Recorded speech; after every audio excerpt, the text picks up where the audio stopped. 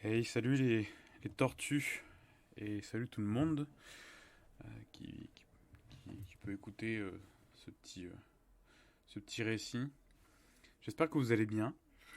On s'était quitté un, un 21 mai. Je suis resté jusqu'au 23 à Morlaix.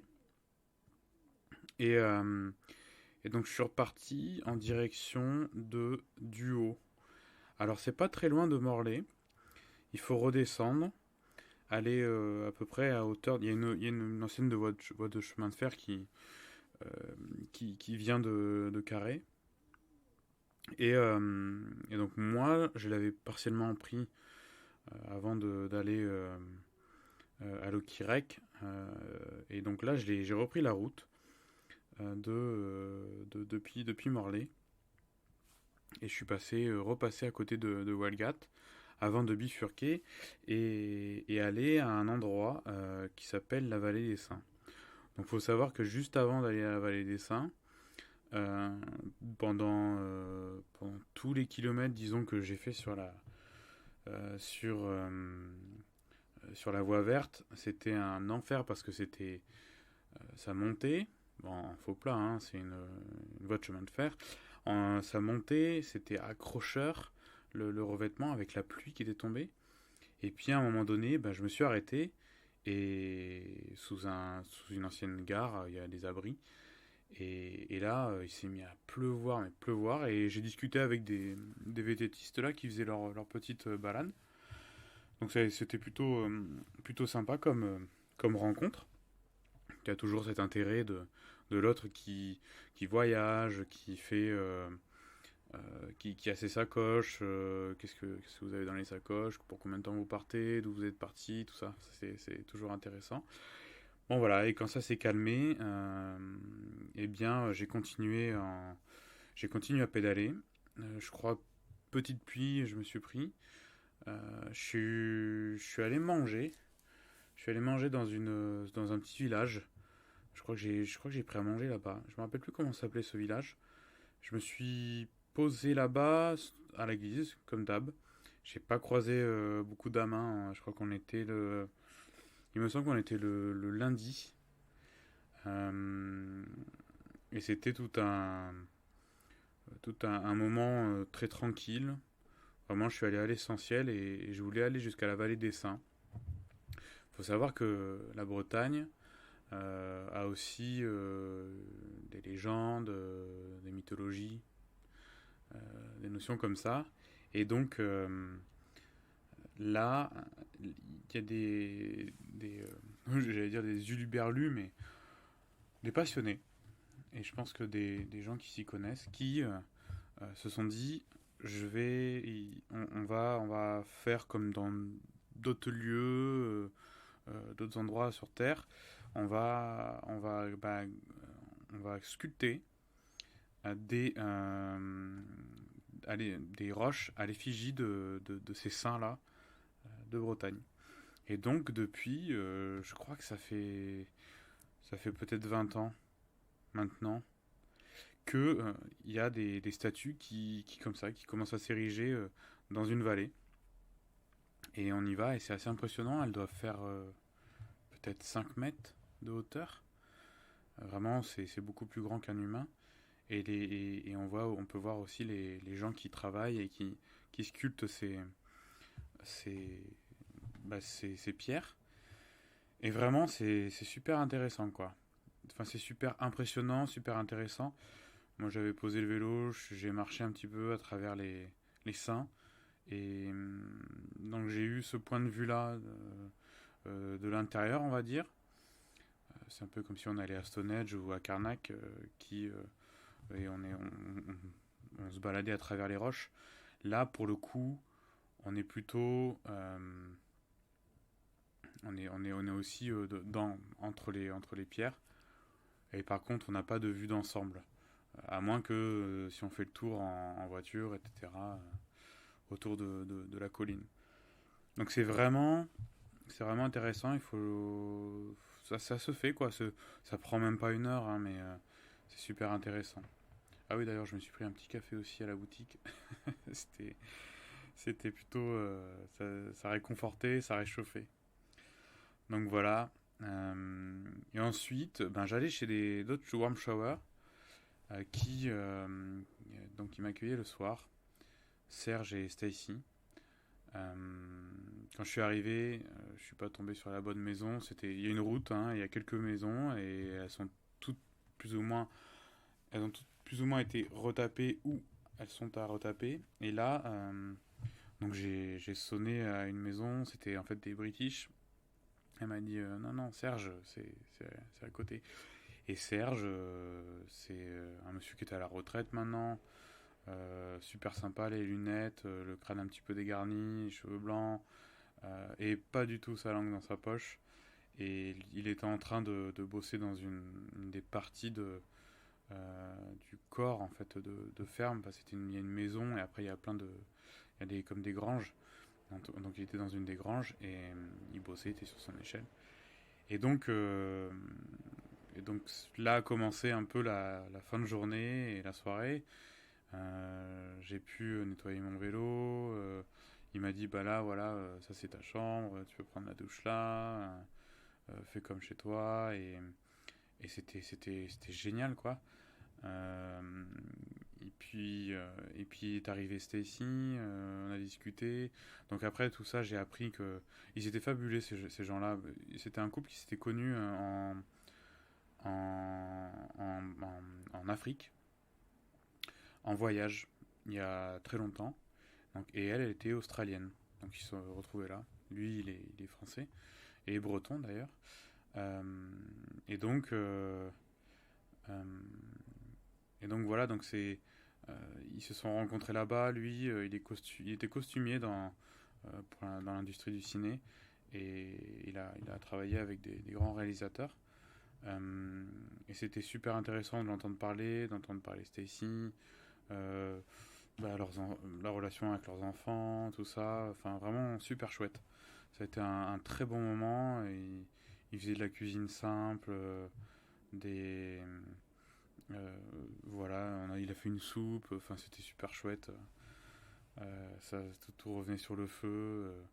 C'était cool de voir que même à leur âge, c'était pas des gens qui étaient dans le, dans le, dans l'extrême confort, on va dire. Ils étaient plutôt dans une certaine sobriété, mais avec euh, la recherche de l'utile, tout ça, et aussi dans quelque chose de simple, quoi. Donc voilà. Euh, C'était un très bon moment. Le lendemain, je suis parti assez tôt, vers 7 heures. J'ai pris un petit déj. J'ai pas trop mangé. Ils avaient pas, ils avaient pas trop à petit déjeuner. Mais c'est pas grave, c'était un très bon moment. Et là, quelque part, je repartais sur la route pour aller retrouver mon ami Yann, que j'allais retrouver à Redon. Mais il fallait donc que je traverse un peu dans le sens inverse la Bretagne. Et j'allais suivre quelque part le tracé de plusieurs véloroutes, et notamment bah, le canal de Nantes à Brest, ou de Brest à Nantes, hein, ça dépend dans quel sens finalement. Et là, de duo, il fallait que je retrouve une partie de la voie verte que je n'avais pas pris, qui traverse le centre de la Bretagne, et faire le lien avec, avec le canal de Nantes à Brest. Donc, de duo, il a fallu que donc j'aille jusqu'à Pontivy. Et donc, euh, et donc là, ben, je reprends un moment là, je fais des hauts et bas sur la route, sur la belle route bien plate, pas trop utilisée. Et donc c'était super pratique. Et donc, et ensuite, ben, à un moment, ça bifurque et là, je me retrouve bah, une nouvelle fois sur la voie verte. Et là, c'est tout droit. Et on traverse des moments, enfin, des paysages vraiment chouettes. Donc ça, c'est cool. De nouveau, ben voilà, les voies vertes avec les arbres et tout, de nouveau. Et je me souviens d'un podcast que j'écoute sur un mec qui s'appelle Ragnar le Breton, qui a un Insta, qui fait des petites vidéos qui tourne en dérision les clichés et qui fait aussi qui soulève aussi des faits de société et aussi la beauté de notre pays, etc. Donc c'est cool. Et par contre là, c'était une interview plutôt sur comment il vivait sa masculinité. C'était super intéressant. Je me souviens qu'à ce moment-là, j'ai fait un stop à l'Intermarché du coin pour me prendre à manger. Et plus loin, en fait, c'est là que je suis arrivé sur le canal et, et j'ai mangé là, à ce moment-là, à cet endroit. Je sais plus où c'était. Vraiment, peut-être à l'approche de Pontivy. D'ailleurs, euh, un endroit que j'avais traversé Pontivy à l'aller quand je suis allé, je faisais la route vers l'Orient. Et donc, là où pris mon pique-nique, c'était. J'aurais pu prendre le canal en vélo. Il y avait pas mal de gens qui le faisaient. euh, le suivre. Et finalement, en fait, j'ai tracé sur un des itinéraires, hein, finalement, mais qui m'a ramené un peu plus loin sur le canal. Et c'est marrant parce que c'est la première fois là que ben, je repassais à un endroit où j'étais déjà passé. Je me retrouvais à un endroit où, voilà, je m'étais déjà arrêté et tout. Et je me suis dit, ah ben là, ça fait quand même déjà 3 semaines, quoi, que je suis en route à Pontivy. Donc on était le 25, ça faisait ouais, bah, ça faisait même pas ça faisait même pas 20 jours, quoi. Et c'est marrant de voir. J'aime bien moi me retrouver à des endroits quelque part qui me font me rendre compte du tout le chemin que j'ai fait. Donc là, ça a été une journée sans pluie. Je suis arrivé tranquillement à Pontivy. J'ai pris une chambre à comment dans une auberge de jeunesse et c'est marrant parce que à Pontivy il y a une petite île toute petite où il y a ben, des locaux d'associations tout ça et dont l'auberge de jeunesse. On était fin mai, il y avait personne encore et là ben j'ai eu droit à une petite chambre tout seul et puis c'est marrant parce que j'ai mangé un peu en compagnie de dames qui faisaient aussi la randonnée en vélo et c'était cool parce qu'on a bien discuté tout ça. C'était vraiment sympa. Euh, et le soir, je me suis vite fait balader dans Pontivy. C'était cool. J'ai vu, il y a un château. Et puis, d'ailleurs, le Tour de France allait passer à Pontivy. Donc, il y avait des panneaux, tout ça. Donc, c'était plutôt intéressant.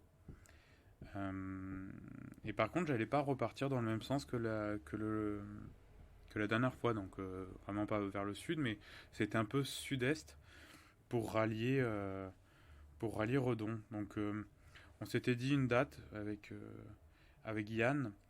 Et bon, il se trouve que le jour, j'aurais été vraiment en avance, on va dire, pour arriver à Redon.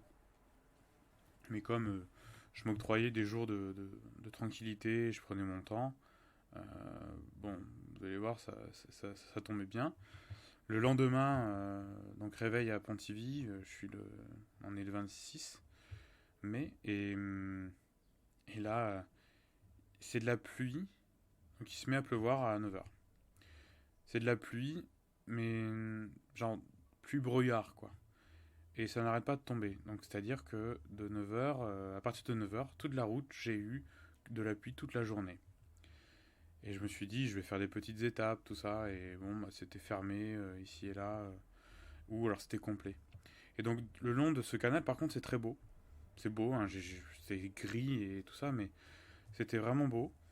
Euh, et même donc pour m'arrêter manger, ça a été un calvaire, disons, à trouver ça, à trouver un endroit qui allait être, euh, qui allait être finalement à l'abri, quoi. Et, et donc je me suis arrêté, j'ai pris... À un moment, il pleuvait plus, évidemment, mais je me suis arrêté. Ça faisait, ça faisait plaisir de trouver un endroit comme ça, parce que c'était un peu inespéré. Et il y avait une accalmie, donc voilà. Et, et ce qui est bien, c'est que le vélo, bon, bah, il peut être à la limite à, à la merci de la pluie. Et donc ça permet de ne pas avoir qu'un moins grand espace soit nécessaire pour faire attention à la pluie, quoi, on va dire. Donc j'ai sorti toutes mes affaires, j'étais sur une île là aussi, le long du canal. C'était plutôt agréable. Il y avait des gens aussi, un peu plus loin sur l'île, qui faisaient leur petit pique-nique. Et puis je suis reparti. Et puis à un moment donné, je me suis dit, ben là, va falloir que je m'arrête. Je suis vraiment, vraiment trempé.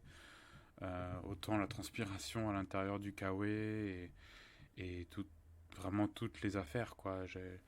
J'avais ma petite mascotte là, Bobby à l'époque, qui avait sur lui, enfin, qui était trempé et tout était trempé. Mes gants anti-pluie étaient trempés également. Euh, donc voilà, donc ça c'était vraiment. Je me disais, il faut que je sois au sec. Et potentiellement demain, il va faire un petit peu plus beau et tout, et je vais me prendre mon temps. Et là, je check un peu les Airbnb, camping. Je me disais, ça va me saouler. Et ça va être vraiment trop trempé. Et, et donc, je vais jusqu'à Séran. Donc là, il faut sortir du canal, aller un peu. C'est comme si on allait un peu vers l'Orient. Et, et là, je tombe chez une dame qui a acheté une bâtisse. Elle vient de Paris. Et, et elle a retapé un peu sa maison. Et elle. Et les chambres sont très belles. Euh, et, et vraiment tout est neuf. Donc je me dis, je suis super chanceux. Quand dans mes messages, je lui disais, et j'arrive avec ma petite mascotte et tout, les gens croyaient en fait que j'avais un comment on dit, un animal en fait, un chien ou un chat. Et donc, elle a été surprise que ce soit une peluche. Et donc, on a bien rigolé. Bon, ça a créé une petite connivence. C'était super cool. Et donc, donc je pose le vélo. Cette dame-là, elle tient une brocante. Donc, il y a plein de trucs géniaux de chez elle. Vraiment, c'était ouf. Et j'ai pu mettre un peu de musique. Elle avait un tourne-disque et il y avait plein de 33 tours. Euh, et pendant ces 2 jours, donc j'ai fait 2 nuits, hein, ben, j'ai pris plaisir à être là. Je me suis baladé. Je suis allé méditer le long. Il y a un petit lac. C'était vraiment très tranquille. Tout pouvait se faire à pied, évidemment. Et j'ai pas mal discuté avec Hélène, elle s'appelait. Elle m'a parlé de sa famille. Euh, moi, j'ai partagé plein de choses et c'était super chouette, quoi. C'était vraiment de beaux échanges. C'était une des personnes avec qui j'ai peut-être eu des échanges, enfin c'est des échanges marquants, on va dire, voilà. Et qui m'a touché par son parcours de vie et tout. Une dame, elle fumait beaucoup et ouais, elle toussait beaucoup aussi. Ça me faisait un peu de peine quand j'entendais tousser. Bon, bah aujourd'hui, j'espère qu'elle va bien, hein, mais j'espère que sa brocante s'est développée et tout. Donc c'était vraiment chouette, super sympa, super intéressant de la rencontrer. Donc, euh, donc voilà. Et le lendemain, bah, c'était une étape vers Redon, dont je vous conterai dans les prochaines étapes, dans le prochain enregistrement. Et ce qui m'a fait, parce que là, je pense que on note vraiment qu'il y a pas mal de jours de pluie, Là, ça note vraiment la fin de la pluie, on va dire, pour moi. Euh, et ce que je trouve à travers cette pluie-là, c'est que la pluie, elle vient refermer tous les, comment dire, elle nous enferme dans une bulle, on va dire, une bulle grise évidemment, avec peu de, peu d'horizon, peu de visibilité, et je trouve qu'elle nous ramène à une humilité. Elle nous fait également ressortir.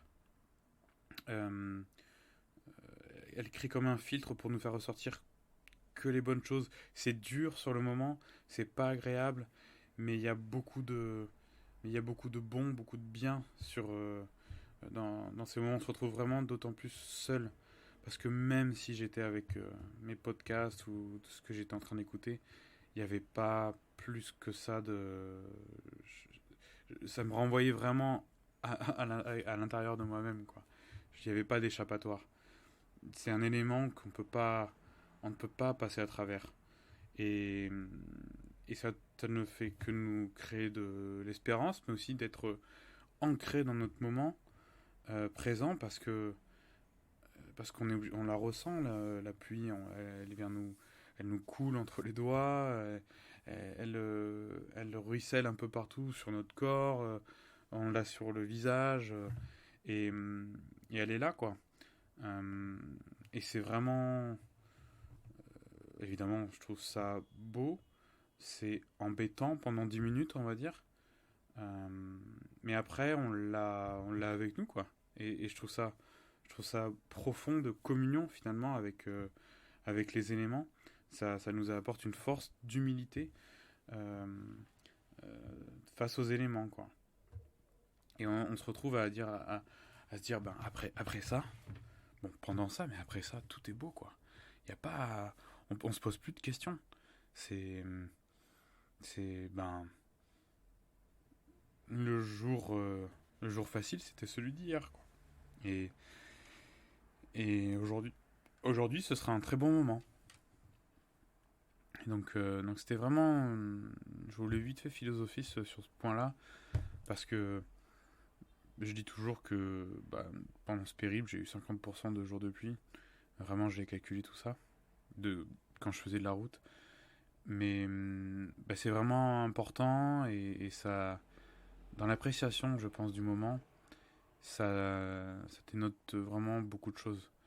Euh, et, et c'est peut-être aussi pour ça que j'ai apprécié énormément mon, mon voyage mon passage en Bretagne. Et c'est pas être maso de se dire j'ai adoré la pluie quoi. C'est juste qu'est-ce que j'ai gagné à travers ça. Et c'était surtout ça. Parce qu'évidemment, on aimerait toujours qu'il fasse beau tout le temps et tout ça. Mais je trouve que quand on est en mouvement comme ça, ben la pluie on l'aime. Je trouve qu'on doit passer à travers, c'est les éléments il y a quelque chose d'un peu plus de chouette que si on est chez soi et que on en sort. Et, puis ça nous embête ou quoi, même si, mais bon, après c'est que de la pluie quoi. Et, et c'est ce qu'on se dit, d'autant plus, je trouve, en ayant vécu des trucs peut-être un peu plus durs et que, ben voilà, ça c'est que de la pluie. Et c'est que de l'élément, c'est que de la vie, c'est que de la terre, et c'est génial. Bon voilà, j'espère que j'ai pas été trop long, mais c'était peut-être un peu. Cet épisode est un petit peu court, mais on va à l'essentiel et ensuite on passera. Le prochain sera avec notre ami Yann. Ça va être sympa et vous allez voir, ça va aller très vite. Allez, ben, je vous dis à la prochaine fois et puis bon vent dans vos chaumières. J'espère que vous allez bien et je vous souhaite une belle soirée, une belle journée et sûrement une belle nuit. Bye bye.